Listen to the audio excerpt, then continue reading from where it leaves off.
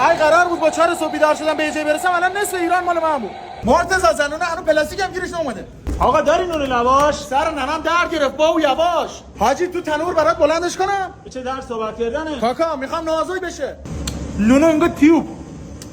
آقا این نون ما چی شد؟ داد نزن چونه خمیری که همینجا میکنمت آن. حاجی دستی پیرزن بدبخت ول کن نونش یخ که. آقا مهدی بالنسیاگای تنیکسی که خریده بودی صبحی اومد 2 تا نون گرفت رفت. آدم 7 میلیون میده کفش. سنگک داری؟ سال چه کی؟ میگه نونات انگار سنگه تو خیسش کردی که نرم نشد.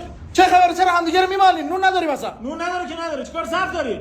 شاطر کلهش خمیره. و این کلهش اول بده تو تا خوش بشه. کلهش حالا خوب شد؟ عالی شد. های چطور هستن؟ خوب هستن؟ یه خورده عقب‌تر ایستر کن حاج خانم منتظر نون هستن. چرا همش خانوما رو راه میندازی؟ اولویت با خانمان موقت‌ترن. نون تو نونوای دنبالش جای دیگه نگم. حاجی بلال شده تو چرا فقط شوهای جمعه می نون کنجتی میبری؟ به چه شاطری چه سیبیلی. اینجا صف دوتاییه دوتا بیشتر نمیدم. گو تو سیبیله. چه؟ حاج خانم شکر خدا انگار دو تا دندونا مفتید. یه نون ول کو بیت آرد بدمه. شاطر کنجتی داری؟ شای چه تری؟ کنه چه جتی؟ یه خورده سنگ توش درش نکن برای کلیات خوبه. یه دختری نمیاد نگاه کنیم دلمون باز شه. نونوایی خونه خونه سالمندانه.